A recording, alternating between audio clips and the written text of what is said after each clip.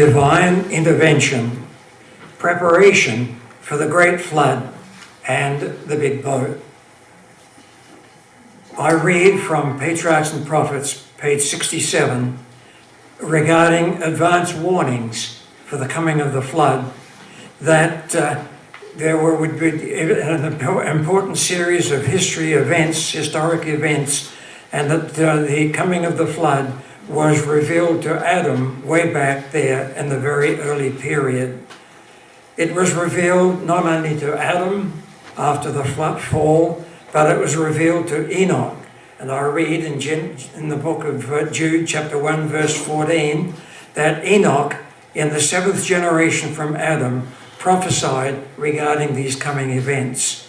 Through holy angels, God revealed to Enoch his purpose to destroy the world by a flood. God also gave Enoch visions regarding the coming of the great flood and subsequent events as well. And interestingly, as I mentioned on the previous occasion, God showed Enoch the coming of the flood. Yes, Enoch saw in vision his own yet unborn great-grandson Noah. As it were, Enoch obtained advance information about the coming of the flood from his yet unborn great-grandson. A sort of circumstance there that is significant and interesting. We come to the era of Noah himself, and his father's name was Lamech, unnamed wife, and Father Lamech was 182 years old at the birth of Noah. The ancestors of Noah, great-grandfather, was the prophet Enoch. He was already in heaven, but not by death, but by translation. No one, as I have said, as I emphasize on numerous occasions, no one goes to heaven when they die. Not even did Jesus go to heaven when he died. He had to be alive to go to heaven. Enoch was alive when he went to heaven through the experience that is listed in the Bible, and we call it translation. Yes, Enoch was looking down on the events associated with the great flood. No other human being in heaven at that particular time. That was the great-grandfather, the prophet Enoch. Grandfather Methuselah, age 269 at the birth of Noah. Methuselah got the information regarding the flood from his father Enoch, and he could tell Noah about the flood information in these circumstances in advance. In other words, Noah, as a boy, grew up knowing the end of the world would be coming by a flood. A little bit like Adventist children today, including the fortunate little ones that are in your own congregation. They are growing up, taking it for granted, and knowing full well the end of the world will come when Jesus returns. It's just part of the culture that they are learning, and it is certainly significant in their experience. We come down the flow of time to Noah, and Genesis chapter 4, verse 22 tells us that the sister of Tubal-Cain was Naamah. And the word Naamah is the feminine name of Noah, feminine version of the name Noah. Josephus, in his Jewish history, page 27, tells us that Naamah was a descendant from Cain. Highly significant back there in ancient times. A Jewish rabbi way back many thousands of years ago said that Naamah, the daughter of Lamech and sister to Tubal-Cain, was Noah's wife. Jewish history informs us of this particular fact. Now, we remember that Enoch became a preacher of righteousness, making known to the people what God had revealed to him. And Noah, you might remember that Noah was preaching amongst the people back there regarding righteousness, regarding the events that were coming. And Noah's wife, Naamah, or her family, obviously were a convert to the true religion under the preaching ministry of Enoch. The children of Noah and Naamah, Genesis 5:32, 3 boys before the flood: Shem, Ham, and Japheth. Genesis 10:21, Japheth, the elder, was born when Noah was 500 years old. Genesis 11:10, Shem was the middle son of Noah. Born was Noah when Noah was 502 years old. Genesis 9:24, Ham was the youngest son of Noah. All 3 sons were married before the flood. We don't know their wives' names, and they had no children up to that stage. Now, there were additional items of warning that were granted to the people living back there at that era. Genesis chapter 6, verse 7, the Lord said, I will destroy mankind, whom I have created from the face of the earth. Genesis 6:13, the end of all flesh is come before me. Genesis 6:17, I, said the Lord, bring a flood of waters upon the earth to destroy all flesh, and everything that is in the earth will die. Vegetation as well. Patriarchs and Prophets 62. The Garden of Eden, as I have mentioned previously, I'm sure, the Garden of Eden remained upon the earth long after man had become an outcast from its pleasant pathways. When the tide of iniquity overspread the world and the wickedness of men determined their destruction by a flood of waters, the hand that had planted Eden withdrew it from the earth. 30 pages later on, amid the prevailing corruption, Methuselah, Noah, and many others labored to keep alive the knowledge of the true God.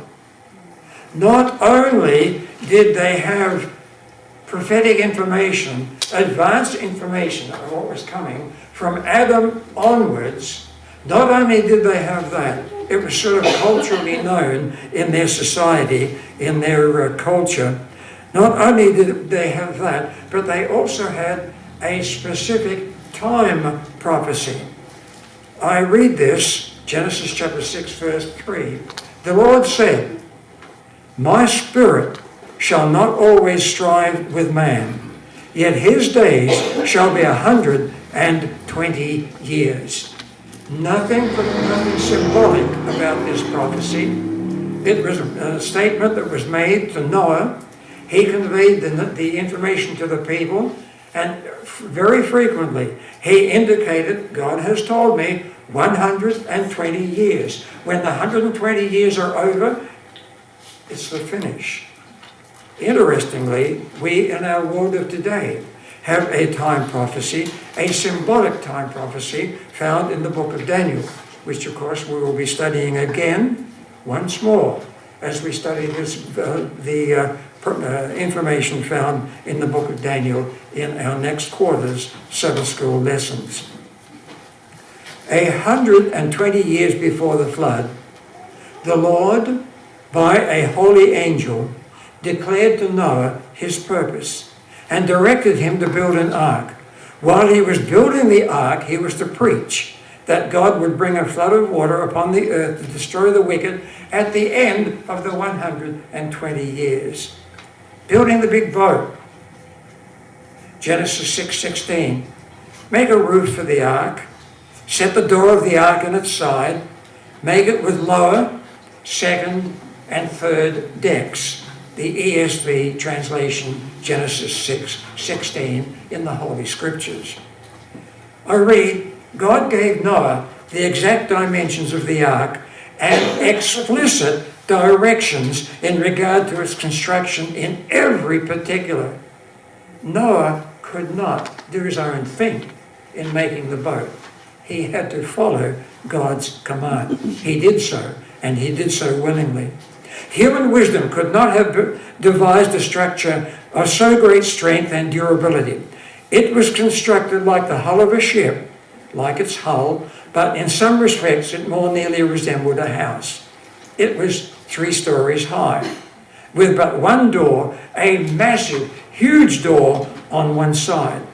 The light was admitted at the top, and the different apartments inside were so arranged that all were lighted.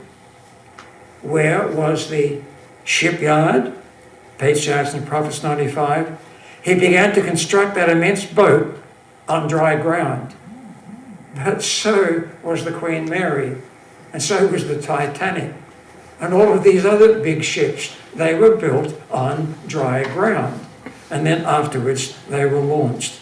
What was the size of this boat? Genesis 6:15. The length of the ark shall be 300 cubits, the breadth of it 50 cubits, and the height of it 30 cubits. Now, a cubit was from fingertip to elbow tip. And you know, even our modern measurements have a similarity of circumstance. We talk about an inch, knuckle inch. We talk about a foot, which is a little bit more than a foot our size today, fortunately. We talk about a yard, which is one pace, all body measurements. And so they had one that we don't use today, and that was the one measured there from the fingertip to the elbow in that way. Now, the ship were being measured in with those dimensions, with the cubit. We must also remember that people living before the flood were much larger than people are in the world of today. We are a 50% midget from the original. And so therefore, their cubit would have been longer than the cubit of today. In other words, the Ark of Noah's day was as large as the tragic Titanic, or the Queen Mary, or the Queen Elizabeth, or the largest of the tourist ships that are in use in our world of today. A massive, massive ship was the Ark that was constructed back there at that time. Not only was it large, but it took them 120 years to build this ship. A massive project. What was the construction material? Genesis 6:14. Build a large boat. Yeah, the big boat. Build a large boat from cypress wood and waterproof it with tar inside and out. Then construct decks and stalls throughout its interior, the internal structure of the ark. The material that was employed in the construction of the ark was the cypress or gopher wood, which would be untouched by decay for hundreds of years. Unless the wood is treated in new houses today, it doesn't even last your lifetime. Every piece of timber was closely fitted, and every seam was covered with pitch. Who was the construction staff? Patriarchs and Prophets 94. The building of this immense structure was a slow and laborious process. On account of the great size of the trees and the nature of the wood, much more labor was required then than now to prepare timber, even with the greater strength which men then possessed in ancient times. No electrical tools either. Methuselah and his sons assisted in building the ark. There were others too who aided Noah in building the ark. Some of the carpenters that he employed in building the ark believed the message, but they died before the flood. So these circumstances were there for these ancient people. Now, what was the public reaction when Noah began to build the ark? What public